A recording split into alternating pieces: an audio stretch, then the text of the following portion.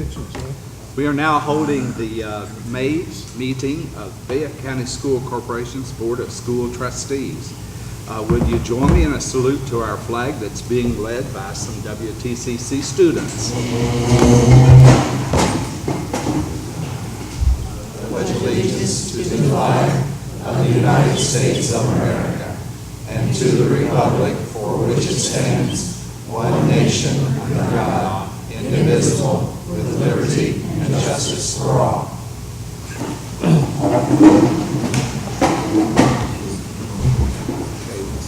I believe we're now ready for the school highlights. Mr. Ely, would you take charge, please? Thank you, Mr. Burchett. Good evening again, members of the board and those guests with us. It was fun to show the school, as always, to the school board members, so thank you for that opportunity. And tonight I'm just sharing a few facts with you, and then we're going to introduce these students to you. But you'll find in front of you two handouts I gave you. This particular one is from a report that was just completed just 3 weeks ago by the Department of Education. I've given the full report, Dr. Hodges, to Cindy, so I've only chosen a few pages to share with you to save time, but I'd like for you to know that Cindy has that, and if you'd like to see the whole report, it's really got some neat stuff in here about career and technical education, which maybe most of you are aware. But if you look at page 1, and as you see, this data is from 11-12, and it's current and accurate as the state can be. They usually lag behind a year.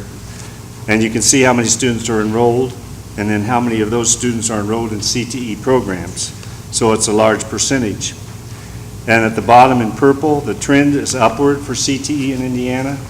And I think you'll see why. It's not just the funding, but the funding does follow the students in career and tech and vocational ed, but it's because of the success the CTE students are having. And if you look at the third page, you'll see there the number of pathways offered in the CTE districts in the state of Indiana. And if you look down that list at the bottom in green, most of you just went through all those programs are offered here. Horticulture would be offered in the high schools, in the ag programs. Criminal justice is not offered, but all the others listed there are offered. So we are right on here in Connorsville with Whitewater Tech, offering the hot jobs in the top 50 in the state that are needed out there. And moving on to graduation rates, which is what I'm really proud of. They've taken all the graduates in the state and compared those to how many were CTE concentrators. And being in career and technical education not only keeps you in school, but you graduate. We can prevent dropouts by students coming here and using their hands and learning these different career choices. And that graduation rate, as you can see at the bottom, for 09, 9, 10, 10, 11, 11, 12, continues to slightly climb. And the state graduation rate there is 87. As you can see, CTE is 94. So we're staying ahead of the average. Now on the next page, I'm on page 9, we've just given you there a list of dual credit agreements throughout the state. Our dual credit agreements here is the second flyer I gave you, the white one. If you want to know how many dual credit courses we have at the Career Center and how many credits that transfers, there are 43 courses and 129 credits. And these are living documents, these dual credit agreements. They change every year. We tweak them, we add more, we get more. We're working very close with Dr. Flowers at the high school, with their early college and their dual credits. And one more thing, this doesn't include the dual credits from horticulture at the high school, consumer family science, and business. These are just the dual credits here at the Career Center. There's more than this. So keep in mind, CTE students are also housed at the high school in some programs and benefiting from these dual credit agreements as well. And at the bottom, the senior class of 212, the percent of CTE contractors earning college credit, as you can see, is 26%. So that's 1 out of 4. Going forward then on page 11, you can see the districts that are offering college credits through pathways. And again, if you look down that list of all those, the new pathways were just released last year in all the high schools in the state of Indiana that were counseling our students into those pathways. On page 14 then, the percent of concentrators earning the certifications. As I spoke with you, we went through and toured the different programs. All the students get certificates from the Career Center, but in addition to that, for example, a welding student will take a test and get his AWS certification. A cosmetology student will take the state board and get their cosmetology certification, and it goes right through every program. Students have the initiative, they've got the ability, if they completed the program and are concentrators, to take that test and pass it. So those are what's offered around the state. The certification assessments are at the bottom of that page, and our students can keep moving forward to their 2-year associate degrees. So I went rather fast through those 5 or 6 pages. There's about 30 pages in that report with a ton of really good statistics that took a long time, probably a month, to get the data into that report to show you what CTE is doing, not just here at the Career Center, but in the state of Indiana. Before I introduce our students, we'll do that last. Am I allowed to ask, is there any questions that anyone might have about the Career Center? Our enrollment looks solid. Mr. Price has been busy counting enrollment forms for next year. We're already somewhere around 550, 580. So our target goal is always around 500 or more. This year we had 520. So that bar for enrollment at the Career Center, you've allowed us to build the Career Center to what it is today. So I guess if we build it and they will come, they are coming. The teachers are here, the programs are here, the pathways are here, the equipment's here. So thank you for your support. And in closing, at this time I'd like to call our co-chairman up for our skills and HOSA to introduce our state winners. Christy Shepard. Thank you, Mr. Ely. As co-advisor for Skills USA, I'm pleased to present to you the first place winners. If the students could come up here with me, please. These winners shall compete at national contests in June in Kansas City and in Nashville. As I call your name, step forward, please. CNC turning, Desiree Rice. She was unable to make it this evening. CNC milling, Evan Russell. Collision repair technology, Kyle Jones. Automotive refinishing technology, Alec Baker. Prepared speech, Rebecca Delks, who is also unable to attend. I would also like to recognize 2 health occupation students, Kylie Ewell, who is with us. Kayla Estes was unable to attend. They both placed 3rd in CPR and first aid. We are very proud of these students for their hard work and dedication, and we wish them luck as they prepare for national competition in June. Thank you very much.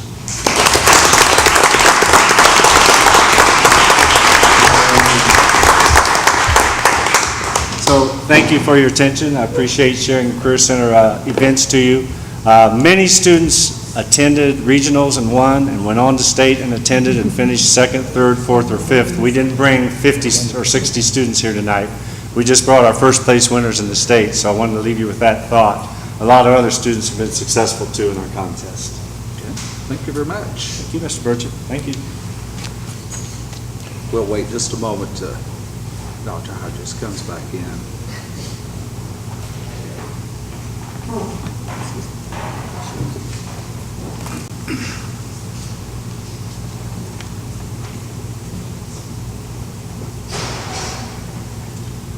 Okay, moving on, I need a motion to approve the agenda as submitted. Mr. President, Yes, Mr. Helton? I move to approve the agenda as submitted. Okay. Do I hear a second? I'll second. Okay, Mr. Spurlock, I believe.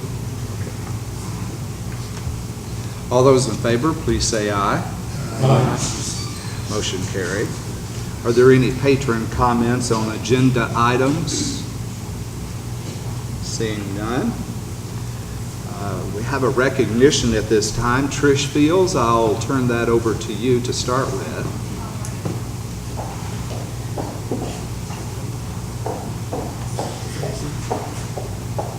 Good evening. I'm here tonight to present some information to you about the Education Foundation, or the Education Fund, which is a permanent endowment with the Fayette County Foundation. Anna Dungan is here tonight to present information from the foundation about the endowment, and then we would like to present checks tonight totaling $5,896 to 8 teachers who will then use the money for projects in their classroom next year. So at this time, I'd like to introduce Anna Duncan, Director of Fayette County Foundation. Thanks, Anna.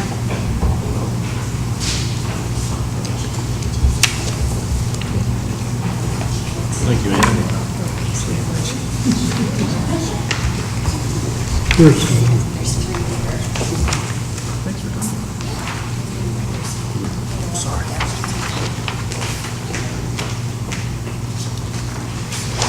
You can look at the top of this that the Education Endowment started in 2001, and it was matched by a grant from Lilly Endowment. The initial endowment was $5,750, and through payroll deduction, anybody in Fayette County that gets the Garfield license plates and miscellaneous donations, it is our fastest growing endowment to $151,000. So congratulations to the bus drivers, the lunch ladies, all of you guys, everybody in the community that supports this endowment. And you can see that the total now is starting to pay out quite a bit to date, including the people that are receiving grants tonight. It totals almost $34,000, so that is phenomenal. So congratulations to everybody.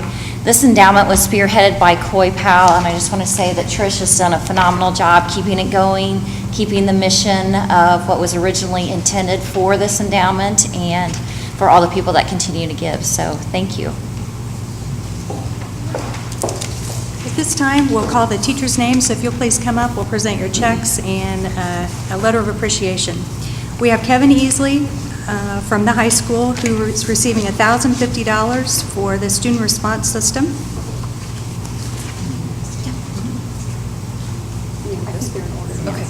We also have Lynn Smith from Connersville Middle School. She's receiving $1,000 for a rowing machine for the cardio room. Also from the middle school is David Burks for a student publishing newspaper for $775. From Eastview Elementary, Becky Hockersmith and Sherry Fagley are receiving $1,991 check for vocabulary kits for their kindergarten classrooms. From Grandview, we have Tiffany Bowman and Darcy Pearson receiving $282 for a student newspaper.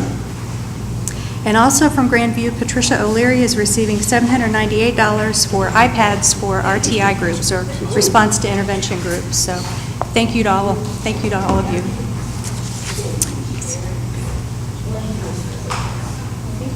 Congratulations, guys.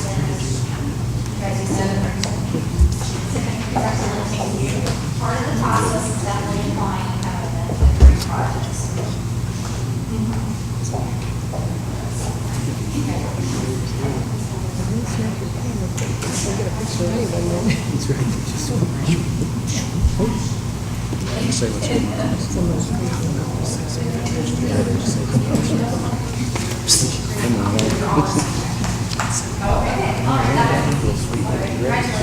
Let's join each other in a round of applause.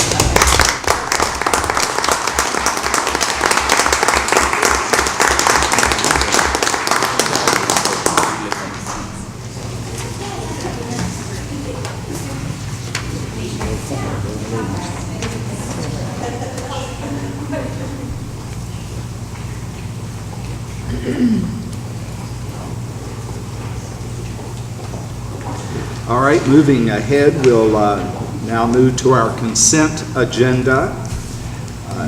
Within that is the approval of minutes from the regular business meeting of 4/9/13 and the executive meeting of 4/9/13. The personnel report, the approval of April 2013 claims 31464 to 31796, acceptance of the 2013 NAAE DuPont Pioneer Implementation Grant of $5,000 to Gabe Nobby and Elisa Dickerson, and the conflict of interest. What is your pleasure, Board? Mr. President, Lori. I make a motion to accept the consent agenda as presented. Okay, the motion has been made. Do I hear a second? I second the motion. Okay. Any discussion? All those in favor, please say aye. Aye. Opposed? Motion carried. Moving into the action items, personnel report, Dr. Bayer. Thank you, Mr. Burchett, Dr. Hodges, members of the board. We have a few persons for your consideration this evening. First of all, on the certified staff, as we begin our new search for new candidates to replace our retirees and those who have resigned. Kelsey Brown is a Spanish teacher effective at the beginning of the school year, August 5, 2013. Also, we're going to request you remove the interim tag from Mr. Brent Duncan, Athletic Director.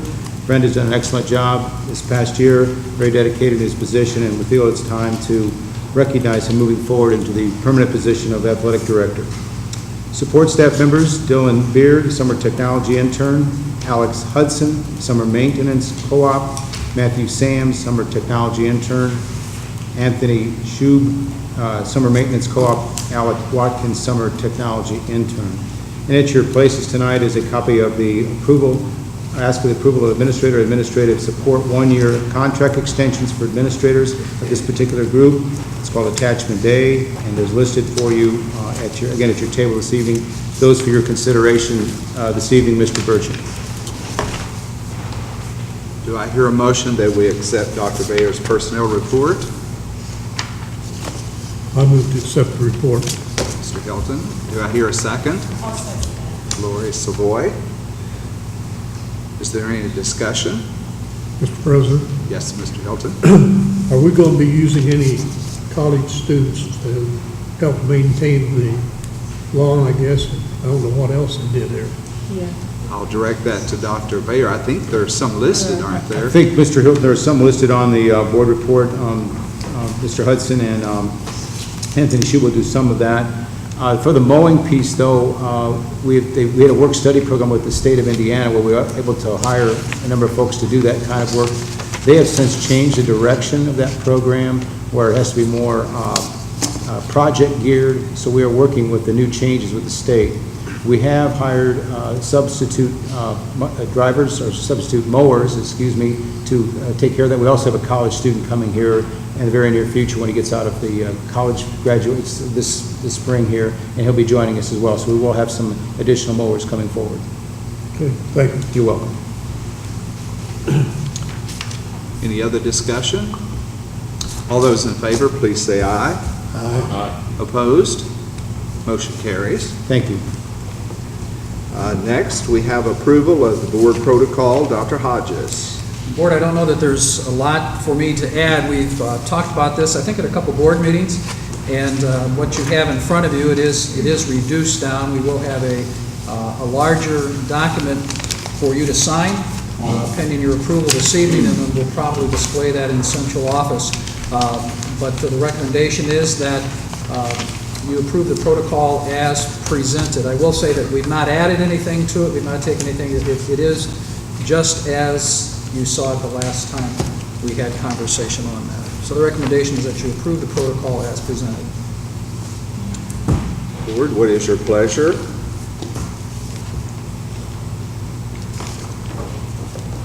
Mr. President, I move to accept the protocol plan. Okay, the motion has been made by Mr. Hilton. Do I hear a second? Dave Jones seconds. Is there any discussion? Do you say, do each board member have to sign one individually or as a whole? As a whole? As a whole. Right. Doesn't have to be a unanimous vote? Well, I didn't understand. Say it again, it Kurt. has to go ahead and be a unanimous vote. I don't think there's any of your votes that have to be unanimous, but we would, when you say on the protocol, there is a line for every board member to sign. I don't want to mislead. I may have misunderstood your question. It won't just be the board president, the board secretary. If approved by the board tonight by whatever vote, then you would be asked to sign that. And really, part of what we talk about as being good board members is once a decision is made by the board, the expectation is the full board support that, even if it isn't necessarily the position that you had when that motion came up. There's time for discussion. Once the majority makes a decision, the expectation is, as with any board, the expectation is the full board support that. And so if it's passed by the board this evening, the expectation, I would think, at least from my perspective, but it is a board protocol, I'll defer to the board president, but the expectation would be that every individual board member sign this master sheet. So what's the purpose of the protocol? I mean, what are we trying to do with that? It's a commitment to say, these are the procedures, this is the way we think an effective, efficient board ought to operate, and we're all pledging and saying, these are the things that we pledge to each other that we are going to do. Even if you don't agree with all of them? That's kind of what the discussion was. That's part of the discussion, and that's why we presented it, and Mr. Burchett gave me he talked about some presentations he went to, and he shared some information with me, but I didn't see anything that was a specific bullet point, and so I didn't change anything. That doesn't mean that we can't. So if there's something in here that's troubling to you, we don't have to adopt it as it is.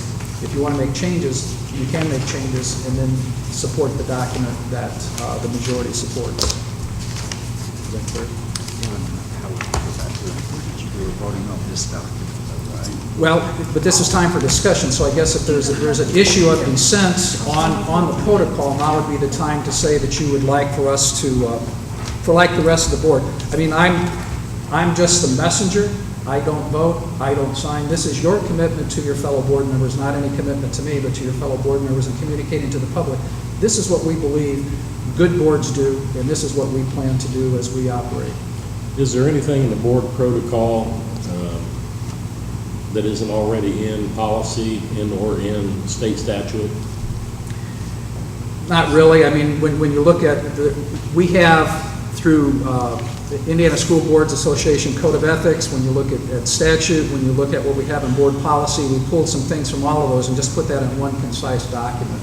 So there's really nothing different than what's stated in other places. It just pulls it together in a different way.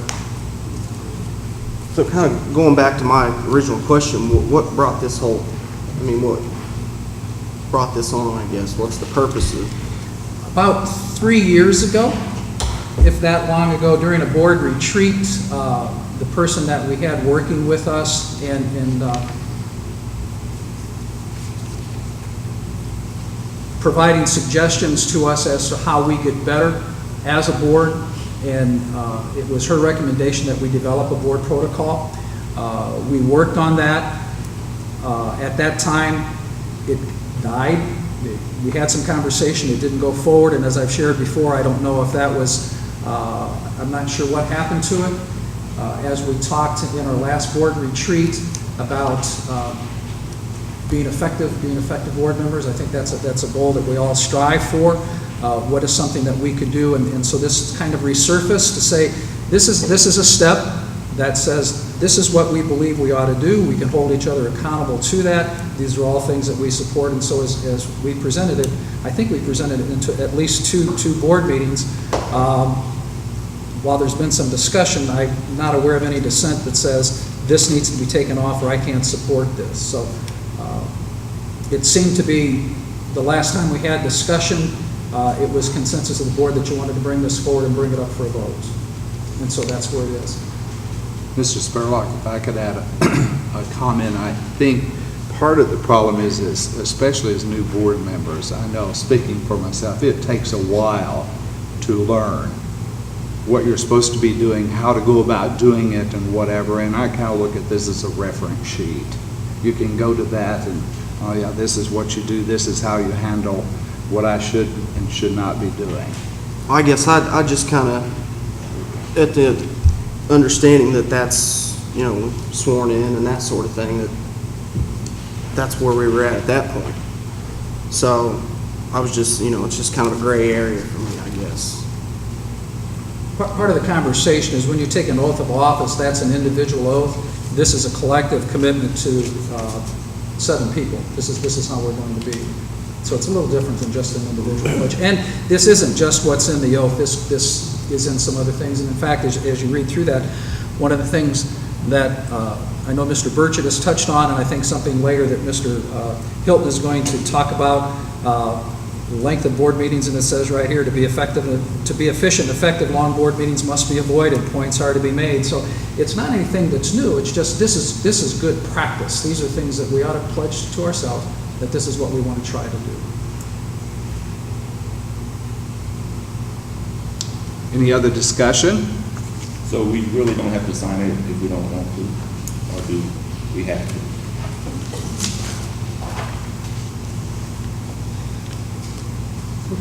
I don't know why I'm talking all the time, because this is your stuff, but here's the issue. From the superintendent's perspective, wrong as it may be, if we as a board, or you as a board, are going to commit to each other to be as efficient and effective as you can, it's a pledge to each other. The expectation would be that you sign it. As we've talked before, there's nothing in statute that can require a board to require an individual board member to do anything. So if you choose not to sign that and to be a part of what the group thinks is a good thing to do, that's an individual board member's decision. Just speaking for myself, it's an issue of accountability to me. If I'm going to have the expectation that the staff, the administrators, the students, and everybody else in the corporation have to be accountable, it's going to be kind of hollow if I don't allow myself to be held accountable. And again, it is an agreement among the board and the board members to be accountable. So I'm probably going to support it. Well, I am going to support it. Any other discussion? Well, it's pretty apparent, you know, if the board votes 6-1, we'd surely hope, even though we were on a losing vote, that you'd support 6 of voting for it. That'd be my opinion. Any other discussion? Okay, all of those in favor, please raise your right hand. Those opposed? 6-1. Motion carries.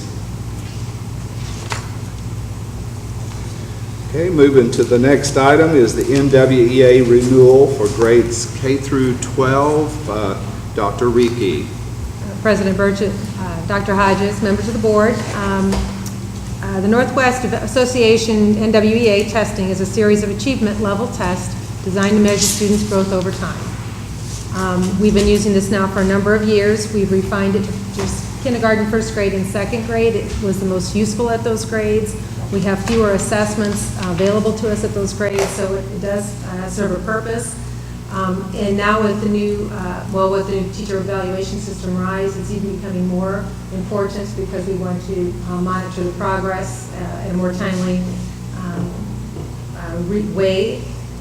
The total cost for renewal of NWAs, which is based upon the number of students assessed, and we round that off, but we have our predictions of our enrollment. It's $12,150 funded by CPF.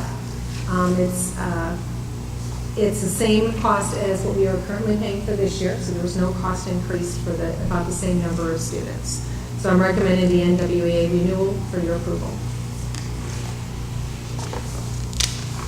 Dr. Reekie, is that K through 2 or K through 12? 2. Did I say 12? Okay, because I think it's on here as through 12 Where? On the agenda. on the agenda. The agenda is wrong, the memo is correct. Okay. So I want to make that clarification. So it is K through 2. It's K through 2. All right. What is your pleasure, board?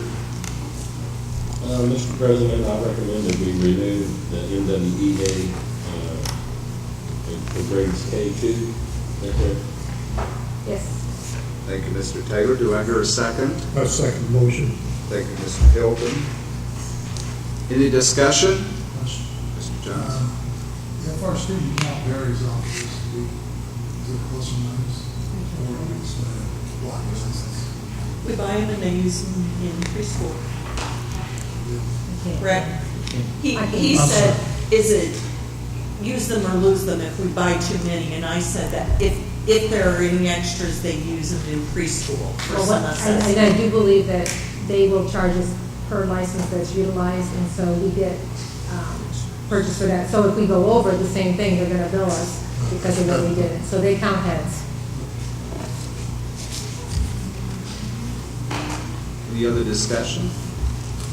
All right, all those in favor, please say aye. Aye. Opposed? Motion carries. The acuity renewal, Dr. Reekie. President Burchett, Dr. Hodges, member of the board. We've been using the Acuity product from the Department of Ed to align with ISTEP for a few years now. There are free items from the state for grades 3 through 8. But they've also since developed items for the 9th and the 10th grade to help us prepare for the end-of-course assessment components, and then also 2nd grade, although they don't take I-STEP, they have provided a database of assessment items that we can utilize, plus we can do the predictor to keep track of the 2nd grade as they're preparing for I-STEP. We would like to continue this practice. However, we have refined from this current year. We tried the diagnostic at the 10th grade English, and we evaluated and reflected upon it, and the teachers were not getting as useful data since it was a cost figure. So in our revision and looking at what we truly utilize and need for our students, we have refined the practice of the ones we want to purchase, so we're not purchasing that component anymore. So this year's recommendation is at a cost of $5,663.40, which is about $4,462 less than last year, just based on refining what we need for the practices and what's useful to us. So I would like to recommend the acuity renewal for the 2013-14 for your approval. Do I hear a motion that we accept this acuity renewal? Mr. President, I move that we accept acuity renewal for 2013-2014. Okay, Mr. Taylor, do I hear a second? Second. Mr. Jones, any discussion? All those in favor, please say aye. Aye. Opposed? Motion carries. Okay, the renewal agreement, again, Dr. Reiki. Mr. Burgess, Dr. Hodges, members of the board. Once again, we have been using the Renaissance Learning products for a number of years. The components of these are very important for that routine, our response to intervention, small group instruction. It supplements the mathematics, the reading instruction. It's computer-based. It helps us monitor the progress of the students that are in need of that. We have, again, revisited where we are getting the most use out of the product, and one of the math components at the high school was not being utilized to its full potential, so we were going to remove that. They have other products actually through Acuity that have kind of taken the place, so we've removed that. And also looking at a new part of accelerated mathematics. It is, in the past, has been a Scantron, where you have a Scantron machine and it's self-paced, and we're still using that pretty intensely at the middle school, but they now have an online component, which brings a little bit user ease, and we have a few licenses. Debbie at Eastwood would like to pilot some of that back with the upper elementary students, and really look at what we can use to accelerate students and maybe some of the advanced students. So she would like to try a few licenses out of there, so we are going to recommend piloting a few there. Here again, with our revision and looking at the product, this year's cost that we're recommending is $14,098.31, which is about $4,000 less than last year. Here again, just revising and figuring out where we need the product and where we don't need it. So with that in mind, I'd like to recommend Renaissance Learning for your approval. Okay, do I hear a motion that we renew this agreement? Mr. President, Mr. Taylor? I move that we renew the agreement for Renaissance Learning, Star Reading, Star Math, Accelerated Math, and Math Facts and Flash. Okay, the motion has been made. Do I hear a second? Ms. Savoy, any discussion? I'd just like to say that all these assessment tools help us direct our resources, but I do appreciate staff taking a look at these things and what we need. We keep what we don't need. We don't take. Absolutely. So I appreciate that, and I'm sure the rest of the board does too. Thanks. Any other discussion? Those in favor, please say aye. Aye. Opposed? Motion carries. Thank you. And again, it's your turn. Approval of the 2014 Teacher of the Year, Dr. Reiki.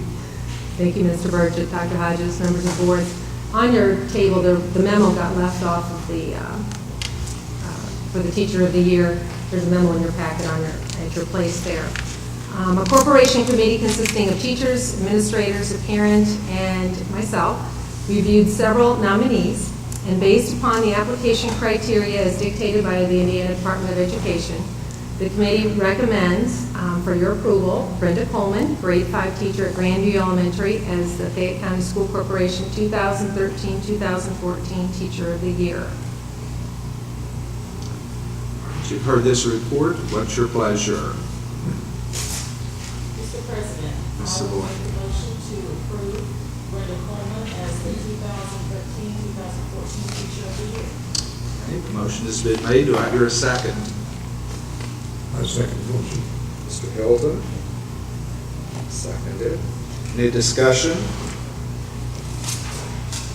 Those in favor, please say aye. Aye. Any opposed? Motion carries. Thank you.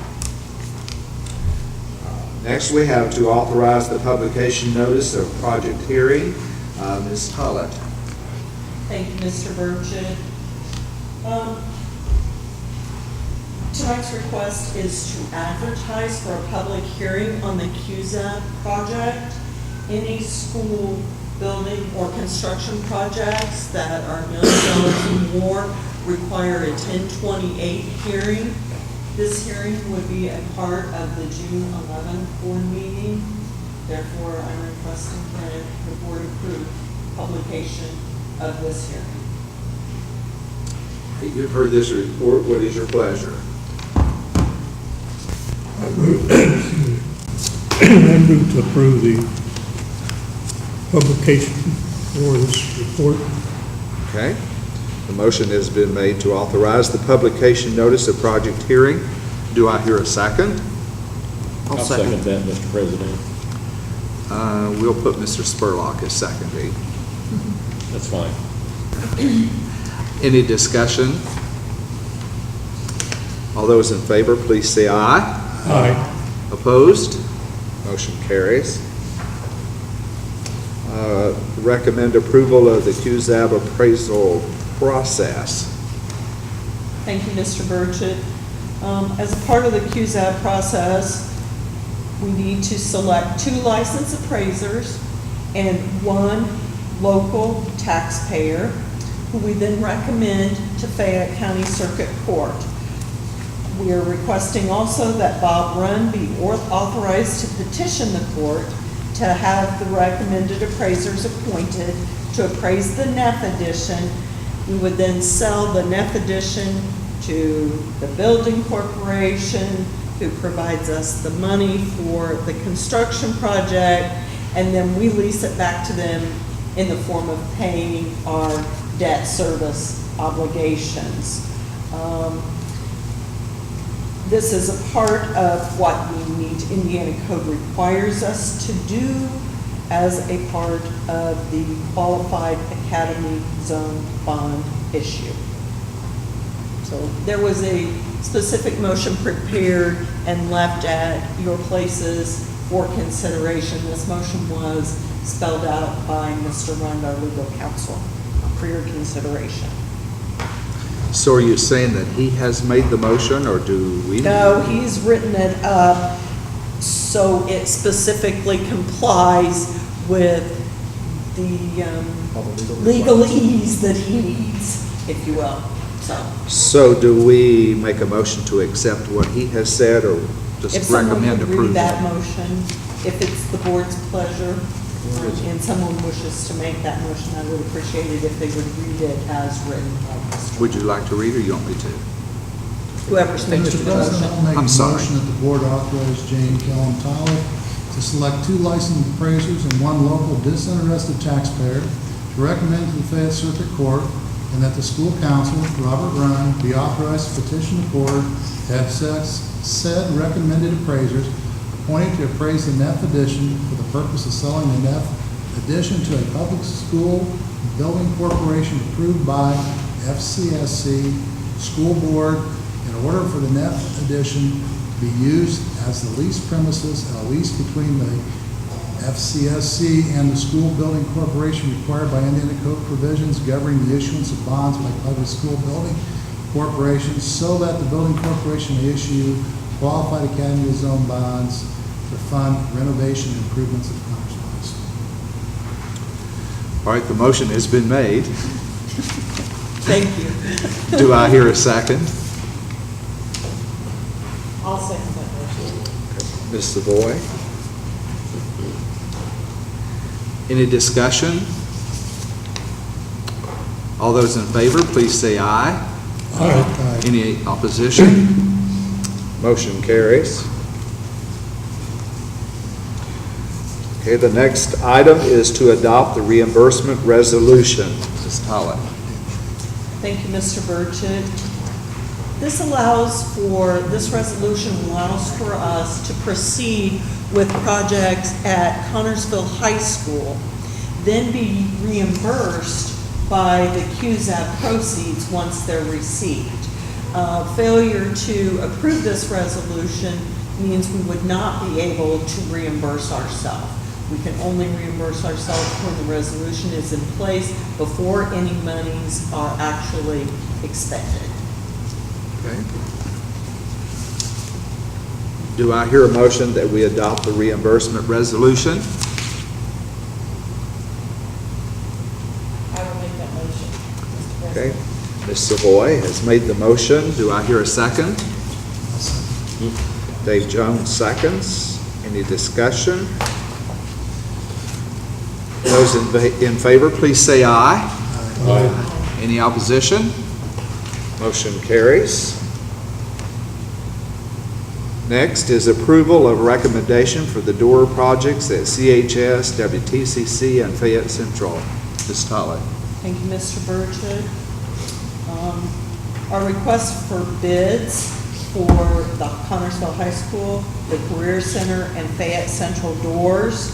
The lowest, most responsive bidder for all of those projects is Brian's Glass at a combined total of $97,560. The Connersville High School project, there were two bids taken on that. The first one was if they did not have to be in compliance with Federal Davis-Bacon Act wage scale.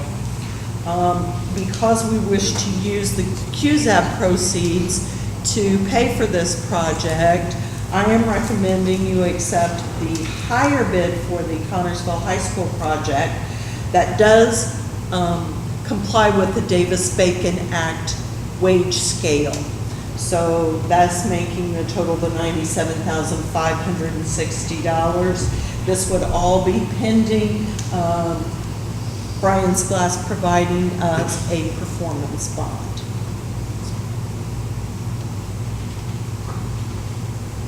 What is your pleasure?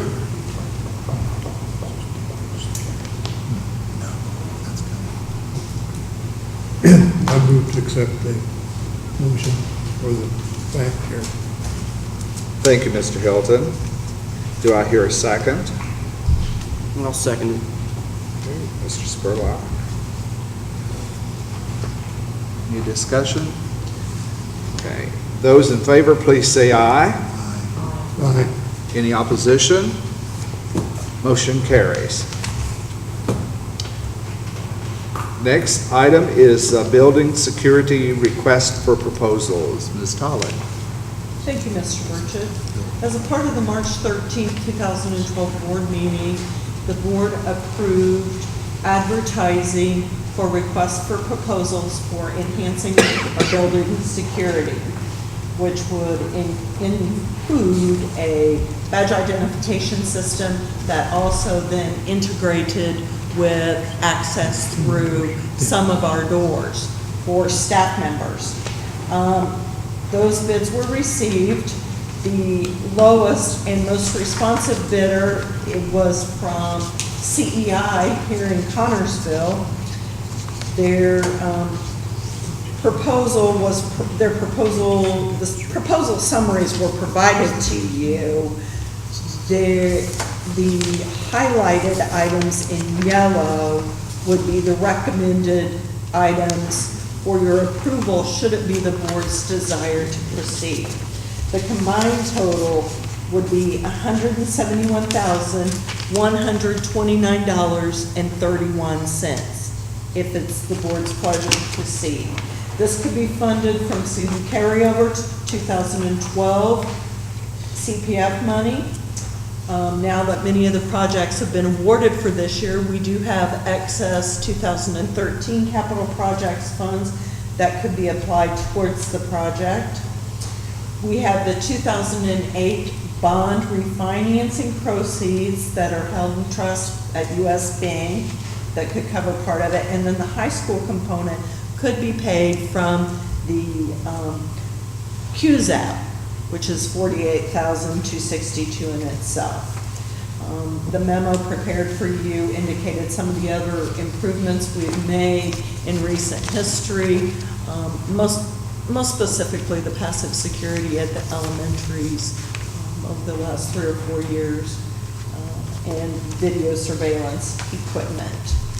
So this is for your consideration. Should it be the board's pleasure to proceed, I would recommend that they award the project, but also allow for an up to 5% contingency should we run into any issues when running wiring or installing the panels that are related to this. We've done that on many projects in the past. Last year, if you remember, we did it on both the high school and Maplewood window projects. None of the contingency was used, so it wasn't paid to the vendor, but it's there and available should we need to make modifications in flight, if you will. So, may I, excuse me, in this motion, do we need to include CEI as being the one who's going to do it, as well as the 5% contingency? It would be CEI as identified in the proposal, the highlighted items. Some are at the alternate, some are at the base bid. And then, should it also be your pleasure, include in that motion that you allow up to a 5% contingency for the project. Does the board understand all of this? So is this more of a security than anything else? I It mean, that's is. basically, so it's just basically the staff members' badges to get in the door? And then the access at the various stores. So basically, the only thing it's going to be is the staff members with badges to gain entrance. And then they would have those identifications in there. It is growable. Part of what we included in the specifications, should we want to make enhancements to it down the road, those badges are smart badges, which would allow for a timekeeping system, should we want to implement that. It could also be integrated with our high school bell system and releasing the doors, or any of the other buildings for releasing the doors with their school bells. You could use copier, should we choose to put readers on the copier, I can identify who made the copies. So it is a growable product into other areas, should we choose to do that down the road. Right now, the purpose is, right now the purpose is for buildings, enhancing building security and staff identification. Now, has anything else been looked at? I mean, besides the badges to gain entrance, any other options as far as security goes? Well, we have keys right now. Well, right, I realize that. No, sure. That's not costing $171,000 Correct. either. Right. And just, you know, any We have- alternatives for that money besides a badge to Well, gain? we have at our elementary schools, we have we used to call it passive security. I'm not sure how passive it is now. You have to be buzzed in to get into the building. As we look at the Career Center and we look at the high school, that really, that option really is not viable because we have multiple buildings, we have lots of student movement, and so what's the next best step, least expensive step that we could take to go to move forward to help make these buildings more secure, limit access to those, and while we're moving that direction with these buildings, it just makes sense to be consistent across the corporation. It doesn't solve all of our problems, but it's a step in the right direction. Right. Well, I definitely agree with, you know, building security, but just kind of curious if that would be, the next step would be to, you know, as far as gaining access to the doors. I mean, I know, do all the buildings have the surveillance and cameras, all the elementaries? And No. We have. I mean, is that something that's worked well with the The cameras were I mean, that's not going to implemented. prevent, I guess, but. Right. That's- Mainly because we had vandalism and repeated vandalism at 3 of our elementaries. I mean, over and over. And so we put the surveillance cameras in for that. And yes, they have been helpful. Some people have jumped the fence at Maplewood. Those people have been identified using the surveillance. Now, didn't we hire cameras. a company to help us? CEI installed those over Christmas break. Well, no, as far as building security, that made recommendations on what we should do.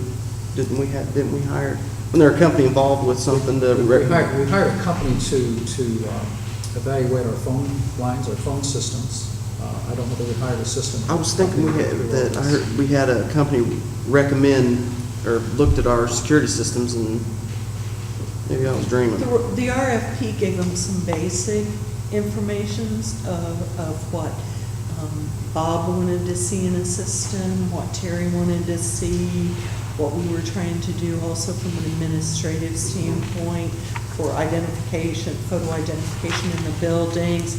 So we gave those basics, and then each one of these companies came back with a recommendation related to that, so. Mr. President, Mr. Hilton?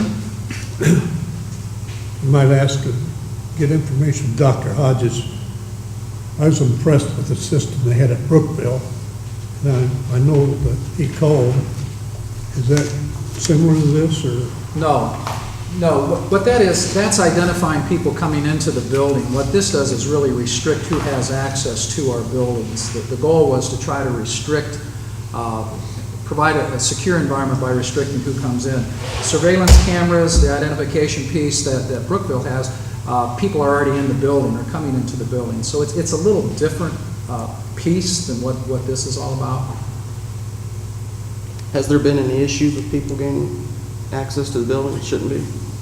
Well, I think what has pushed this are some of the tragedies that other schools have faced. Right. And the expectation is, what can we do to ensure the safety and security of our students and our employees? What makes sense? What is affordable? What can we do? Right. That's what we've been on. Have we had a major security breach that we think we're reacting to that? No, we're trying to be proactive. Trying to look what other schools have done.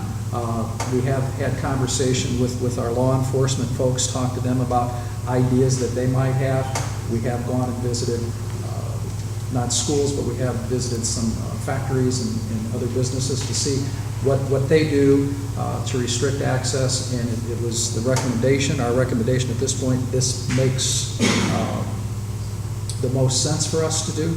It's something that we have found ways to be able to afford. Is this the last piece of the whole puzzle? No, it's not, but it's moving us, I believe, in the right direction. Is this for all staff at all buildings, for all the doors, ingress, egress doors? Not every door, because as we look at, we looked at where people would gain access, it didn't make sense to do some of those doors.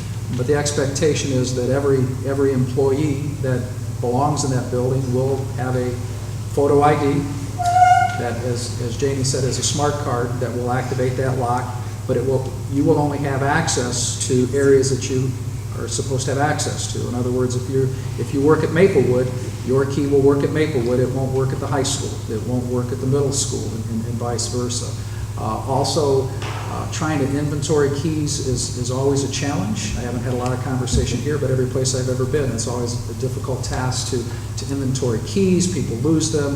When people leave, do we always get those keys back? With this system, since it's all electronic, my understanding is they're all programmed.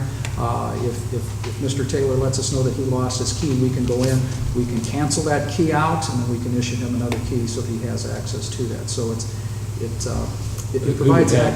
Who would have control of that? We have talked, primarily that would be coming out of central office, because we would have between between Janie's office and Dr. Bear's office. We know who our employees, who's coming and going, and so we would take care of that in our office. I guess I only have one reservation, and it's, Janie talked about it, it was the ability to grow this program, and when I heard some of the things that you were discussing, that we could grow it, it almost seemed like it was like a big brother thing, to better monitor and better control the employees and the staff, and I don't know, I guess maybe I have a little bit of reservation about that. I'm not sure I want. Yeah, I think the challenge was, as we looked at a system, we wanted the system that had a number of options to us. We may choose not to exercise any of those options, but we thought it was better to have that so that if it was something that we wanted to do, it's like, oh, we don't have to invest lots and lots of money to retrofit what we've already done. This will grow into some areas that may be a benefit to us going down the road, but maybe not. Most of those were from an efficiency standpoint. Right now in our copy machines, people have to enter a code to gain access anyhow. So that way, a student can't walk up to a copy machine and run 50 copies of something to hand out to the other kids. Our staff access is restricted. This would make it easier for them to just swipe their card and be able to run their copies. From a time clock standpoint, that would be for our hourly employees who now have to input their time into the system for it to calculate for payroll. That could be integratable then when they swipe in and they swipe out, and that therefore improving efficiency if we would choose to do that. It's not like... I'd have to get a lot more information Sure. On those particular items. I'm just not that comfortable with that kind of thing. I mean, sure. You know, I grew up in the 50s and 60s when, you know, it was pretty much the honor system in those days, unless you did something really egregious. And it just seems like that our daily lives are more and more controlled by the big brother thing. When I first became an elementary principal, one of the goals was to make our elementary building a community center, and we really encouraged people to come into the building. We encouraged parents, and we wanted to be as open as we possibly could be to the community. Because of events that have happened across the United States, we're taking a little different look at that, and we want to make sure. And I get the security. I get the security aspect of it. That's not a problem. Right. And part of not just a timekeeping piece, but it helps you, it speaks a little bit to what Mr. Hilton's talking about, the system that he's referring to down in Franklin County. It lets you know who is in the building and lets you know when they leave the building. And these access cards could let us know who was in the building. So in case something would happen in the building, you would know who was there, not wonder who was there. The employees, basically, they already have name tags, right? Like a picture ID currently? Teachers? We are not consistent across the school corporation. But some do. That's one. Some do. Yeah. Most of the buildings do, if not all of the buildings, but they're unique to their building. What we're talking about is a Fayette County School Corporation badge that looks the same across, so that we know who's there. So I guess what I was getting at is basically it's just a gain entrance is what this would do? At this point, yes. Okay. And there's been more bids than just CEI? Yes, attached in your Just packet seems- was the summary of the 4 companies that submitted proposals for this project. And at this time, there's really no other, I guess, alternative besides this? That looked at for security, proactive security or anything, any other options? Of the opportunities that we've looked at out there, we believe that this is the most cost-effective way to proceed at this point in time.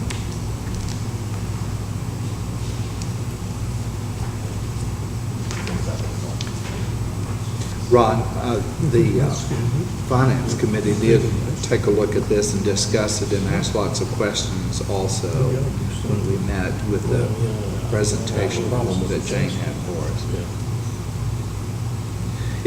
Are there any other questions or is there any other discussion regarding this? All right, are we prepared to move? Do I hear a motion that we... Mr. President? Yes, Mr. Taylor. Does this have to be decided tonight? Is this something we could maybe table?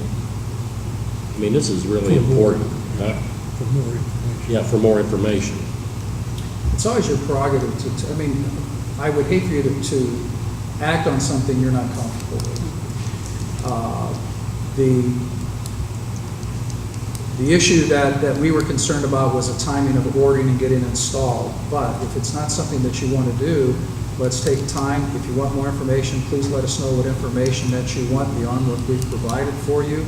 I don't know, Janie, in your bid specifications, if there was a time limit on how long they'll hold that price. That might be the other issue to be concerned with. But Mr. Taylor, if the board's not comfortable, if you want to table it, let us know what additional information you need, and we'll do our best to provide that for you and bring that back in June. Okay, I think I would like to move to table it for more information. I'll second it. Okay, the motion has been made and second that we table this until the next meeting, or just table it for the time being? Next regular meeting. To the next meeting. Any discussion? Okay, all of those in favor, please say, I know you're voting on the motion to table it. Everybody understands, okay. So all of those in favor, please say aye. Aye. Opposed? No. Okay, can I see you raise of hands? Those in favor, please raise your hand. 6, and opposed? Okay, 6-1. We're going to need some direction on we need some direction as to what you want. Okay, how do you want to go, I'm not sure how we go about this. You need to provide what more information that you would like to have, Okay. so that they can do their homework. Well, it's my understanding that we're recommending CEI's proposal. Correct. So I guess what I would like to have more information on is more detailed information on what this system is, what it does, what it doesn't do, how does it, how do we grow into it? So would it be your pleasure maybe to have Ron Best come and talk about the system, and you could ask him directly as to how it works? Is that? Well, that and, maybe something in writing that Mr. Best might have. I have his proposal. Do you want a copy of it? I have some of that, don't I? Do you have more than what I already have? I think all you have is my summary of the proposal. This is Ron's full bid package. That might help. You're wanting to know what the system will do that's being recommended, not necessarily all the expansion that's possibly there, but what it does for us right now. I'd like to know that, and plus I'd like to have a feel for what it can be expanded into. Okay. And I don't know if that's all in Janie's bid there or not. We'll get you that report by the next board meeting. All right. We can do that. Is that, the other 5 of you that voted to table, is that really what you're after, is there something else? I'm not trying to be difficult, I want to make sure that we give you what you need to make an informed. Absolutely. I'm kind of in the same area. I mean, I'm definitely in favor of the proactive, no doubt. But I guess kind of any other alternative solutions, I guess, to security, building security. Nothing in particular, I guess, just whatever we need to do to protect the students and staff the best. And that might be the answer. I'm not saying it's not. I think we would need that information, though, before the next board meeting, like we needed a couple Yeah, weeks before, so it could be studied, read through. Is that possible? We'll give it our best shot. Is that fair? We'll give it our best shot. All right. Okay. The difficult we do immediately, the impossible takes just a little bit longer.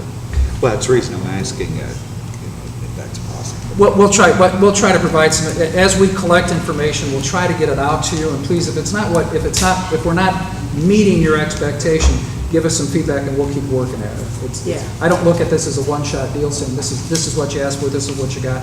We want to be responsive to your needs, and I think I have a handle on what you want, but I just want to make sure that I am being responsive. Okay. Okay, moving on to discussion items. Dr. Reekie. I'm sorry, the curriculum and textbook adoption. Sorry. Thank you, Mr. Burchett. Dr. Hodges, members of the board, it's that time of year to reflect on The committee worked for task forces for textbook adoption and curriculum revision. And this year, the Business, Family, Consumer Science, Engineering and Technology, and Agricultural Task Force are recommending changes to their high school curriculum. List of the courses is located in the back of the packet that you have. In the very last page, the curriculums are located in our Atlas server software, and it gives you instructions on the very back of how to access that curriculum for your study over this next month before we take a vote in June. The reading at the elementary was also up for adoption, but the curriculum was already written and approved last year. So this year it was mainly looking at the resources available, and that is the recommendation for the benchmark literacy component for elementary reading.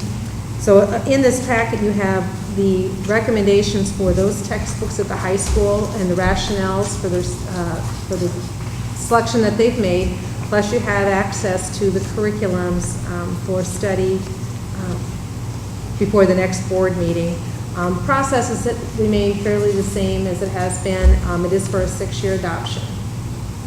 So we'll work on something different in language arts next year, in world languages. So this is this year's adoption process.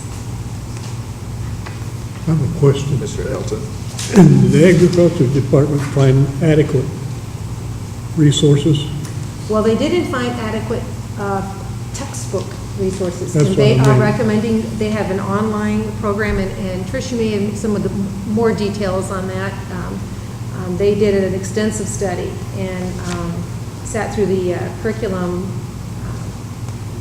reflection at the very end, and they were very excited about the resources that they found that were electronic resources. So we are trying something, it meets their needs, and they will be licensed for the product, but it'll be using technology to do the research, and it'll be able to be accessible from home as well. Yeah, thank you.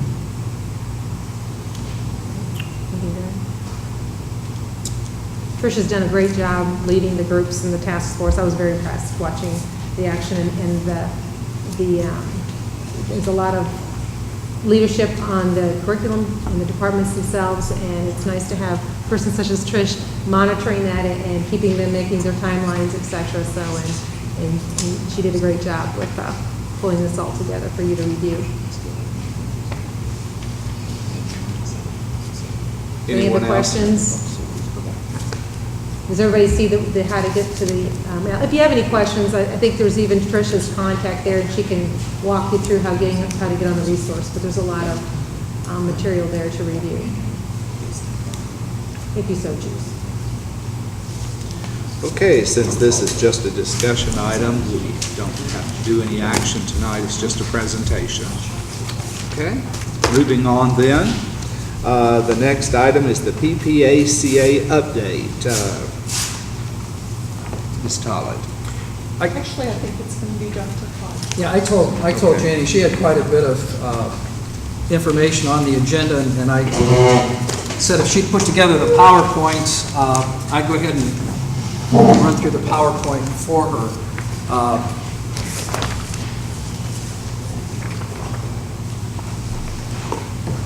May need some assistance with this notes to see on the screen. Thank you.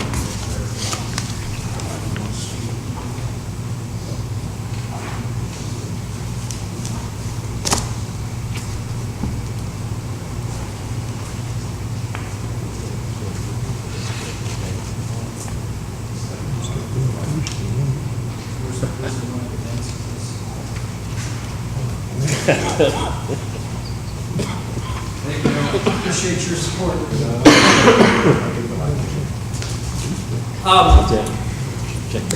I listed this on the agenda so that to give you an opportunity to Google what PPACA stood for, and it's the Patient Protection Affordable Care Act, which in some circles is known as Obamacare. And I just want to go, I want to go through this somewhat quickly, but if you have questions, I want to try to answer those as well. As I said, Janie put these together. She does a great job with graphics. If you like the graphics, Janie put those together. If you don't like the graphics, Janie put those together. So, but as we go through, Obamacare, if you've watched the news, you've heard a lot about that. We've done some things here at Fayette County School Corporation to get us ready for that, and so we'll just talk about that a little bit. Large employers are being defined as those that have 50 employees, and if you have over 50 employees, then these rules apply to you. Fayette County School Corporation has over 50 employees, so this applies to us. And in the act, it defines what a full-time employee is, and it says that someone that's paid on average 30 hours per week or more, 30 or more hours per week. Now, we in the past of Fayette County had really looked at 35 hours as being that breaking point when we provided health insurance for folks. So Obamacare says 30. There's two terms that I've heard used as we go through defining penalties for non-compliance. One's called the sledgehammer, and the other's called the mallet.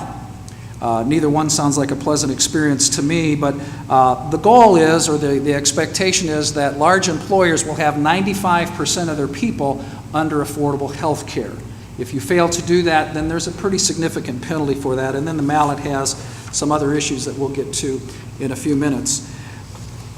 Those aren't the only costs associated with that for businesses. We'll talk specifically about schools. I don't know that I like this term, but it gets the point across. There's things called a belly button tax.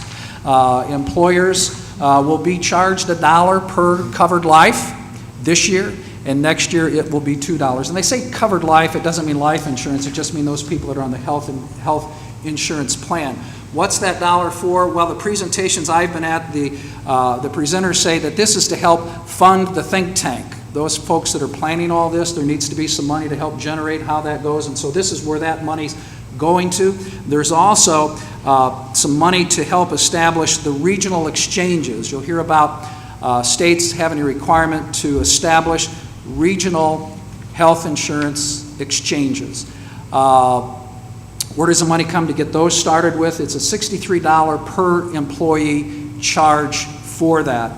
For Fayette County School Corporation next year, that would be a charge of $44,480 just to help establish these centers. Now, I'm not exactly 100% sure whether these charges are going to be made through the insurance company, through the trust, or whether we write the check ourselves, but the bottom line is, if it's attached to us, we're going to be writing a check somewhere along the line to pay for those. Eligibility for the exchange subsidy. I guess the thing that I want to talk about on this slide is just the affordable coverage. The Act does define what affordable is. Affordable health care is that premium that does not exceed 9.5% of your total income. So as we look at that, 9.5% of a person's salary, let me say that another way, the premium that we expect out of the employee cannot exceed more than 9.5% of their total income. There's more. It does say that an employer has no obligation to provide coverage for employees who work less than 30 hours. Above 30 hours, that's when the penalties begin to kick in if you don't provide affordable health care. As we think about schools, there's some unique things about some of the employee groups that we have, and we don't have real clear definitions on how some of this works. We can talk about seasonal employees. What seasonal employees do we have? Well, coaches. Well, a coaching season you wouldn't think would necessarily be a problem for you, but how many sports do they coach? And so I know we have at least one individual that coaches soccer. He also coaches wrestling. Both of those are relatively long seasons, and I'm not sure if he does a spring sport, but if he does that person then fall into a covered category? We don't have clear definition on that. Some conversations I've been a part of, well, how many hours does a coach actually work? See, we pay them a stipend, we don't worry about the hours. And then as we talked about that, if we really start pinning them down on how many hours they work, well, when they're working on stats, when they're working on films, when they're laying awake at night thinking, who do I start, how do I do, is that on the clock? And then if it is on the clock, then we have this whole fair labor standards, minimum hour wage thing to work about. So coaches are a potential problem for us. Variable hour employees, who are those? Substitute teachers could fall into that category. We have done an analysis to see the most frequently used subs. How many days do they sub? Do they fall into this category that we might be held accountable for providing affordable health care to? Magic Moments. There again, it creates some interesting situations for us. Some employees are offered health care insurance at Magic Moments, I believe. Is that a correct statement, Janie? Yes, But then when we look at what's their contribution, are we expecting more out of their contribution than 9.5%? If we do, then the mallet comes into effect, and then we have a penalty for that. So there are definitely some challenges. As we look at bus drivers, there again, regular route drivers, probably not an issue for us, but when you stop and think, we have a number of them that drive extracurricular events, or they drive sporting events and those kinds of things. So how do bus drivers really fit into all of this? Those are our problem, folks. Let's talk about those where we know we're absolutely in compliance.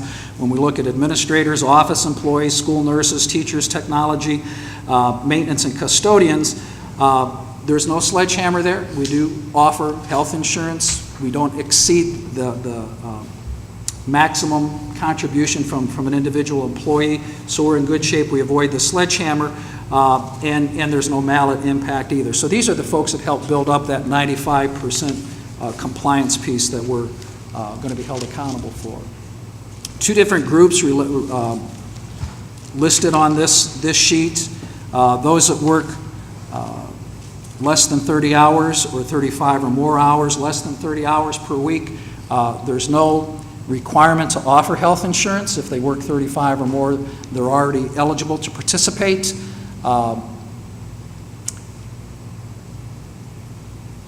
And I guess I'm going to talk more about that in just a little bit.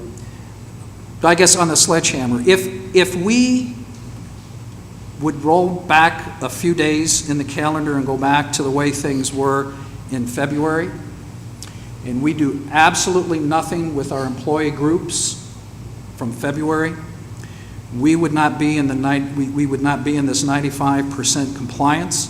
We would have a problem and would be exposed to the sledgehammer impact. So how much is a sledgehammer impact on us? Well, you take all your employees that work 30 hours a week or more, you subtract 30 people out of that. Why? That's because of what the law says, and then we end up with 450. We multiply that times the 2,000, or by 450 employees by $2,000 each. Fayette County would be responsible for an annual penalty of $900,000 if we made no adjustments.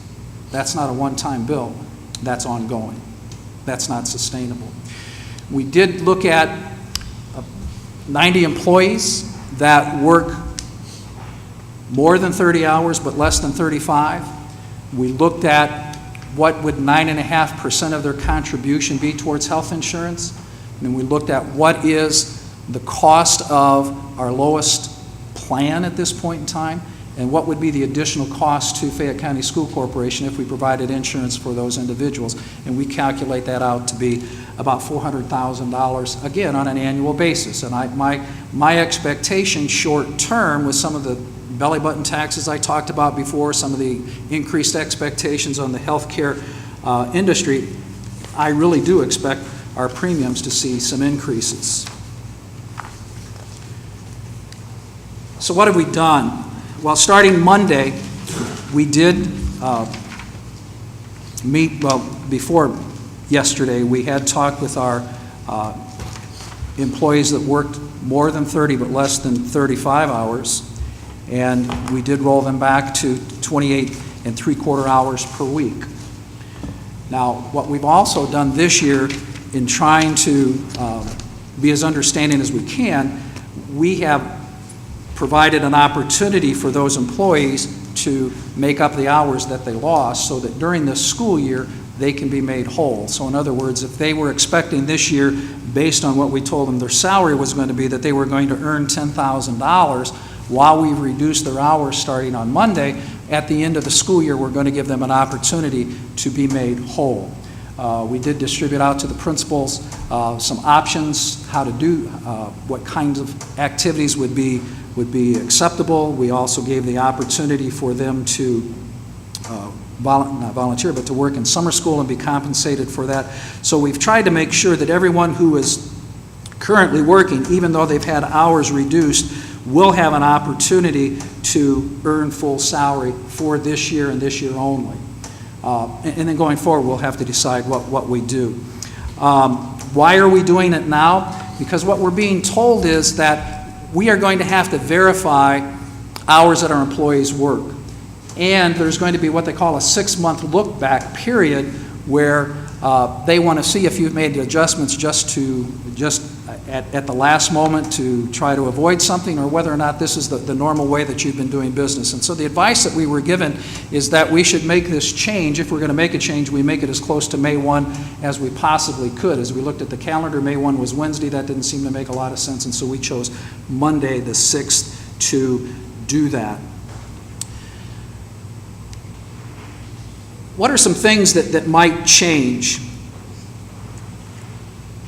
And I guess the best answer is I don't know. As you listen to the news, there's quite a bit of conversation on that. I did hear a prominent Democrat congressperson who has been very instrumental in trying to get this program off the ground speak and said that it's not moving quick enough. They just need to infuse more money into the program to make sure that it works. I've also been told there's an expectation that states have these regional health centers established, and they're running woefully behind on that. So are they going to be ready for that? I don't know. Are they going to slow this down and give us more time to implement that? I don't know the answer to that. Schools thought that we had, the way the law was written, we thought that we weren't going to be impacted by this at all, because when you look at average over 52 weeks what people work, because we don't employ this employee group that we're talking about during the summertime, those 4 weeks or 10 weeks should give us a break, and that they average that out, and that wouldn't be a problem. And someone discovered that and said, no, schools cannot count summertime. So schools are in a totally different category. Now, a presentation that Janie and I attended a couple months ago, we were asked to write letters and petition the IRS, who is in charge of this, to say, you know, if you're going to treat schools differently, that's unfair, but the way that you're treating us is really going to have an impact on kids, either through loss of services or through increased costs of penalties and fines, and that's just really not where we ought to be. This is intended to be a good thing, but it's really having a detrimental impact on our students. There were 300 and some folks in attendance. The attorney shared with me that there were 130, I think he said 137 letters written out of that group, and he was thrilled that he had that great of response. All went to the IRS before their hearing so that they could hear from us what the issue is. That's good for Indiana. The bad part is there were only about 4 or 5 other letters written from across the rest of the United States. So are our letters going to have an impact? We don't know. The final rules haven't been established, but there is a possibility. There's a question as to whether or not, when you average those hours out, can you include Christmas when folks aren't working? Can you include spring break? Can you include, for us this next year, fall break? And the answer is we really don't know. And talking to our attorney, he's advising us not to look at that. He thinks that that's too, whether you want to call that too conservative or too aggressive, it's an approach that could lead you into some danger. And his advice is to not count those. One of the other things that we looked at, we did have an insurance trust meeting Friday, and we have developed, the trust has developed a 5th health insurance plan that the intent is that it meets the minimum requirements of Obamacare. Just real quickly what that is, it's a $5,000 deductible with out-of-pocket limits about twice that of what some of our other plans have. It's compared to other plans, it's not a great plan, but the cost will be somewhere between 18 and 20% less than what our current lowest cost plan is.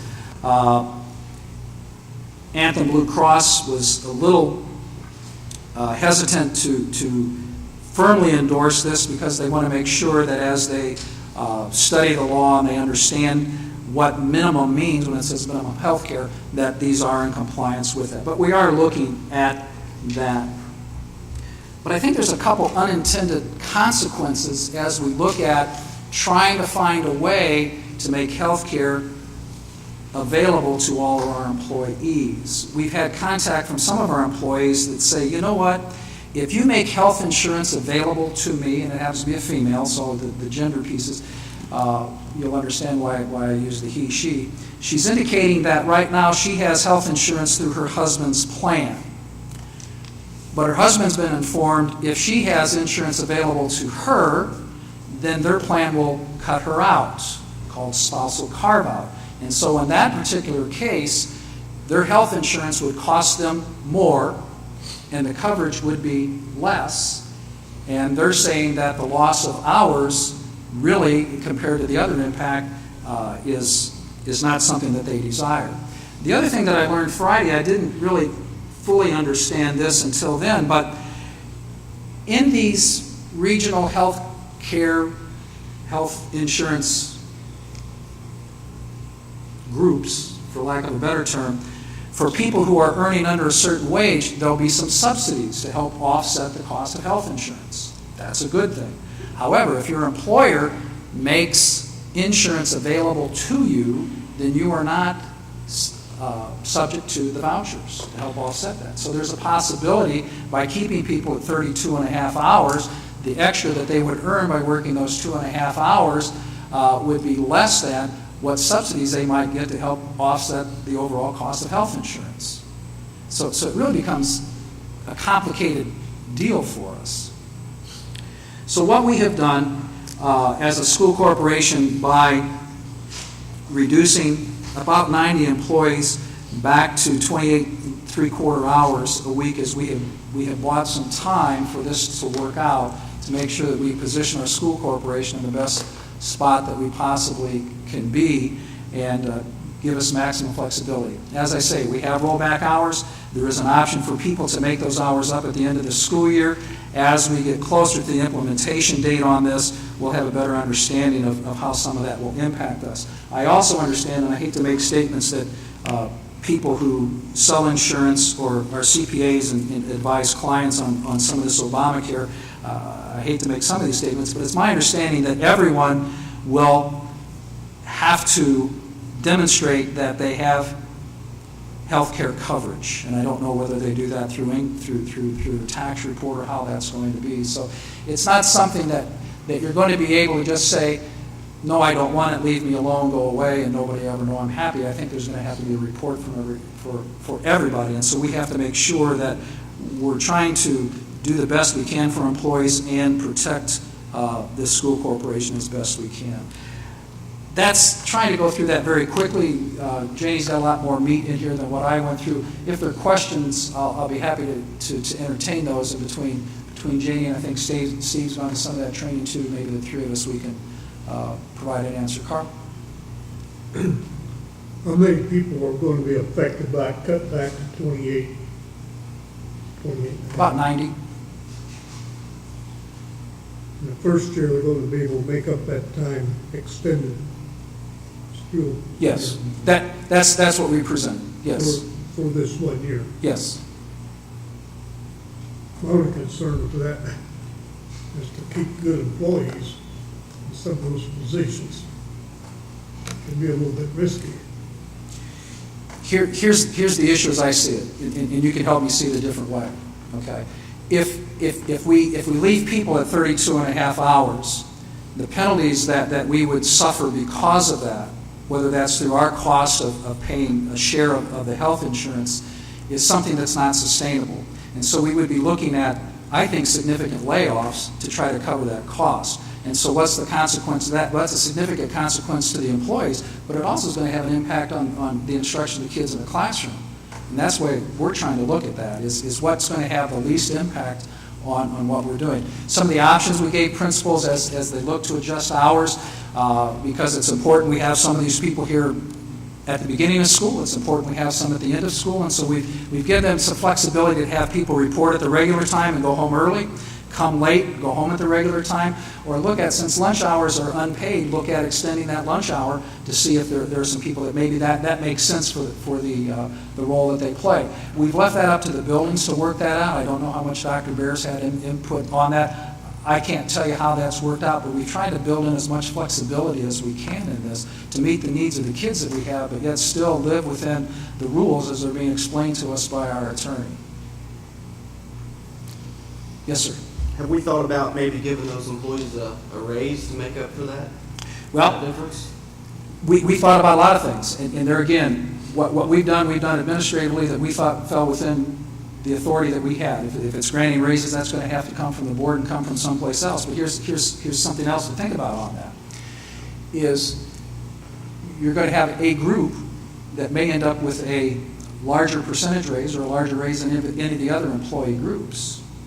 And then you may have somebody who's working 35 hours, who has access to insurance, who's going to be making less per hour than somebody who's working less than that, and maybe at the end of the year, where does that bottom line? So it solves a problem. Does it solve all of the problems? I think it creates some other issues. If that's the direction the board wants to go, as we talk with finance and we talk about what are we going to be able to do for employees groups going forward, that's something we can talk about. We've just done a short-term deal, and if that's where the board chooses to end up, that's that is an option that's out there. I have a question. Okay, this year's people, we're going to let them work this summer to make up the hours. Correct. Okay, what happens, is this just a one-time reporting?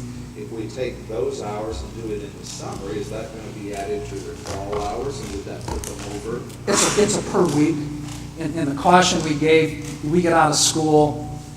22nd of May is last student day. What day of the week is that?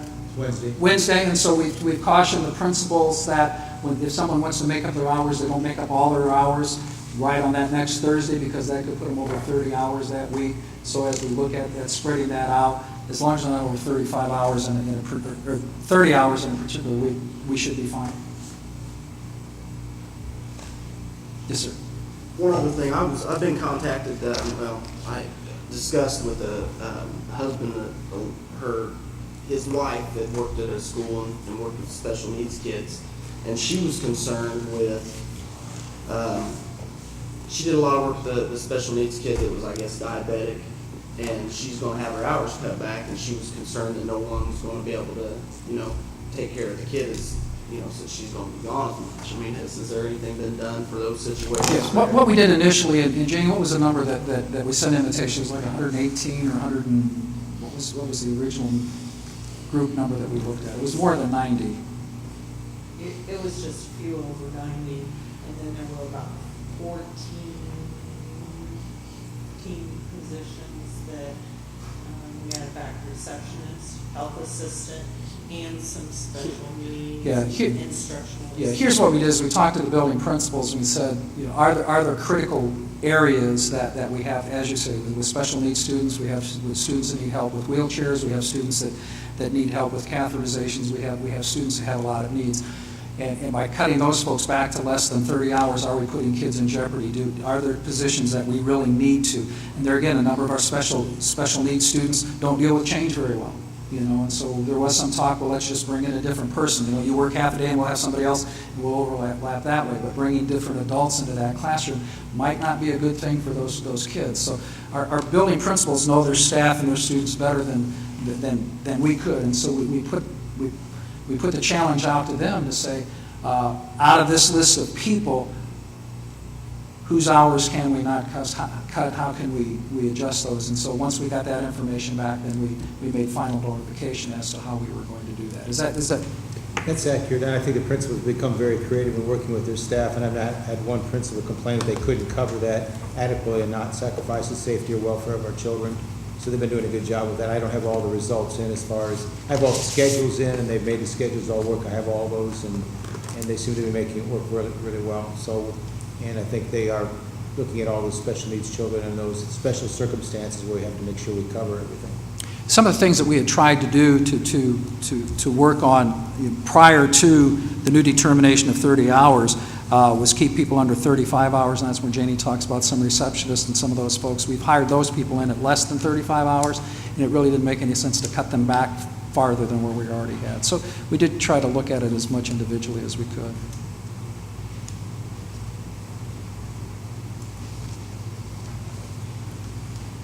Other questions? Thank you. Okay, any other questions? All right, then moving on to the next, which is the public comments, which again I'll read. Persons wishing to make the board aware of suggestions, ideas, or comments may address the board at this time. Comments which involve personnel or students must be discussed in private. Do I hear any public comments? If not, moving along to the superintendent's discussion groups reports. Are there any? And I see none. Principals, directors' reports. I just want to remind the board that next week's two important events, our awards program is Wednesday at Wise Auditorium, and our picnic is here a week from Friday. Stop by. Okay. Any other? Director of Personnel. Thank you, Mr. Burchett. Just a couple items, a couple actually thank yous as we conclude this school year, which is quickly approaching. I just want to take this opportunity to thank all of our support staff. We looked at our secretaries and kind of honored and recognized those last week, at least in our building. I know many of the other buildings did the same, but the support staff, it includes, of course, our maintenance and custodial workers, our secretaries and technology folks, our bus drivers, all do a yeoman's job, and I think Dr. Hodgson was outlining just, the adjustments we're making continuously. These folks work very, very hard, and we don't often say thank you enough to that employee group and those employee groups. So I just want to take this opportunity, whether it's our changing over from our heat to air conditioning or make sure our buildings are clean and neat, the environment that we provide for our children is so critical. And I just think that we want to thank everybody who's working very, very hard, very, very diligently, and always keeping the best interests of our children in place throughout the school year. It's a good time to thank them for that. I also like to take this opportunity to thank our principals and our teachers who are working collaboratively to assist me in the job of filling some 30-some teaching positions, which we'll have from the end of this school year to the start of next school year. It might be the largest group we've had up to this point. The list continues to grow, and I know that with everything else going on, such as ISTEP and other responsibilities we have in year-ending activities, as Mr. Ely just pointed out, there's a lot of stuff going on, but this is the time when we have teachers available and those teams work collaboratively to look at candidates and help make those selections, those recommendations. I just appreciate building principals and teacher teams who are working together to make some good recommendations as far as hires to replace the wonderful people that we'll be losing at the end of this school year. So that's all I have tonight. Thank you. Okay. Director of Finance. Thank you, Mr. Burchett. The budget workshop had been tentatively scheduled for July 23rd. I'd like for the board to consider either moving that to July 30th or even the first week of August if they would prefer. That'll give us a little more time. It's taking longer to get fiscal year-end information that we submit to the date and the reports back. So to have some better information from them, I'd like for the board to consider moving that. I think traditionally we've had it at 5 o'clock. We could have it at any time that suited the board. So I don't know if you want to give your feedback to Dr. Hodges and see if we can think about moving them out. I would suggest that you ask that in your Friday letter and let us just report back through email. Would that be all right? That's fine with me. As people check their calendars and Sure. whatever. Okay. Anything else? That's it. That's it? Thank you. Okay. Assistant Superintendent's report. Thank you, Mr. Burchett. I just wanted to reiterate, I know Dr. Hodges has been keeping you in the loop on when we had all our ISTEP issues on Monday and Tuesday of this week, and we are very concerned and doing all we can to try to see what those results, what the validity and the reliability of the results are going to be. After Tuesday, they had everybody operating at 50% fewer students across the state, and we went pretty seamlessly. This was the year that they went to all online testing, which is why there was a glitch, because it was a system on the state's part. We were ready to go. Terry Miller did a great job upgrading the computers that need to be upgraded. We did everything they said. And it was just frustrating to then find out that it was something that CTV, they didn't test it to the level that they needed to test. And they apologized, they admitted it, the state apologized. However, according to Superintendent Glenda Ritz, as of Friday evening, they're going to do a reliability test after the window closes, which is May 15th. However, their understanding at this point is that if the student completed the assessment, got the time to complete the assessment, they're going to count the results. But the difference could be a 45-minute assessment in the protected world of uninterrupted time is now going to be compared to somebody who took 2 hours to do that 45-minute start, stop, off, on. They're assimilating those two as being equal completions. That concerns us. So on May 24th, the first initial set of results will be coming to the school corporation for us to review.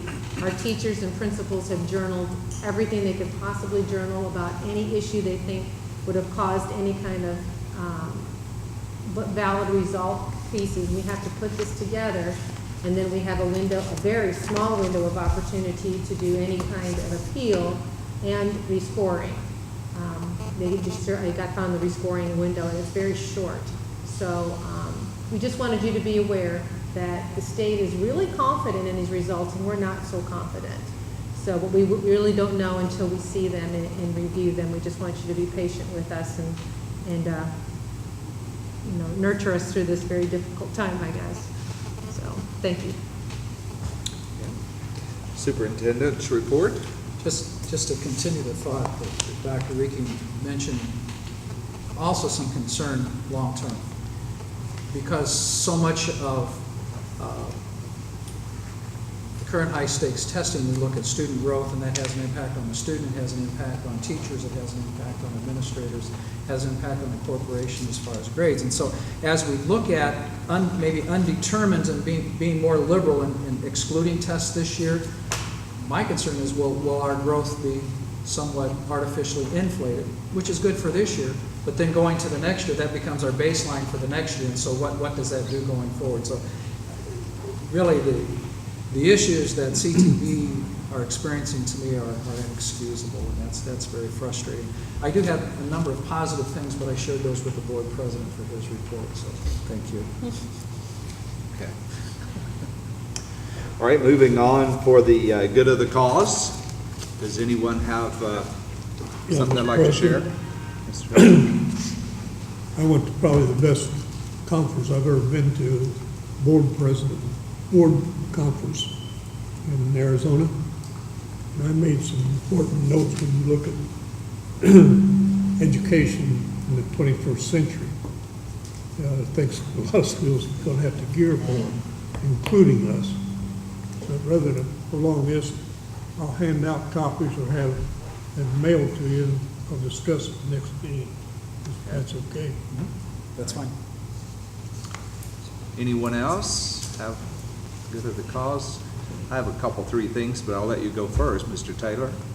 I'll be short, brief. I'd just like to congratulate the school corporation and all the staff and people that were involved in our being approved as an official approved college credit provider school. I think we're one of 4 in the state, and I think that was great, and it made front page news. Mr. Sprague, or maybe I should say Mr. Scoot Sprague, manages to get on this stuff and had it in the paper before I even knew about it. So thanks for keeping me informed, Jim. Okay. Anyone else? I just wanted to say, thank Mr. Ely for giving us a tour of the Career Center. We definitely have an asset here in this community that we should be proud of for our students to participate in and be ready for the workforce. It's a wonderful place. And I do want to wish the students that are going to nationals best of luck. I don't think they've ever been to nationals before, have they? Or this is just a wonderful accomplishment for the students. So this is something to be proud of, so I wish them luck.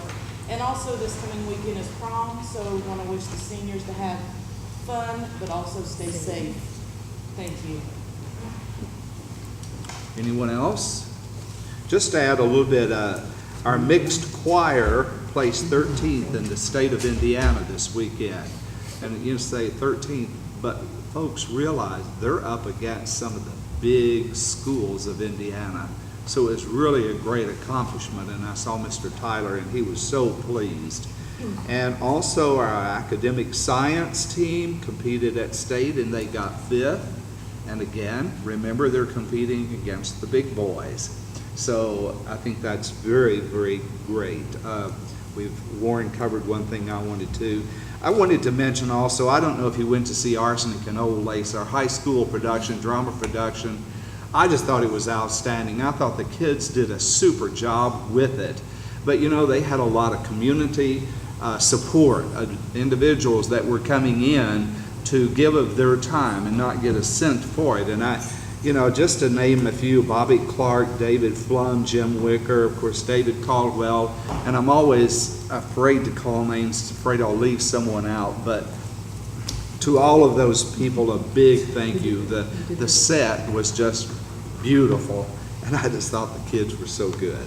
So I don't know if you know or not, but I believe that this is Teacher Appreciation Day. If not, there's certainly a big mistake going on the social media, because there are a lot of accolades that are being handed out to teachers, and I think it's kind of sad that a lot of those teachers won't think or won't hear the good things that are being said about them. So if you see a teacher, thank you, and you guys know as well as I do, we are so blessed with some outstanding teachers in our corporation, and I think that they need to be told that. Mr. Ely, I apologize to you for having to rush us through, but in a way only you could do, you got us through it. Thank you so much. With that, do I hear a motion that we adjourn? I move to adjourn. Do I hear a second? I'll second. All those in favor, please say aye. Aye. Meeting adjourned.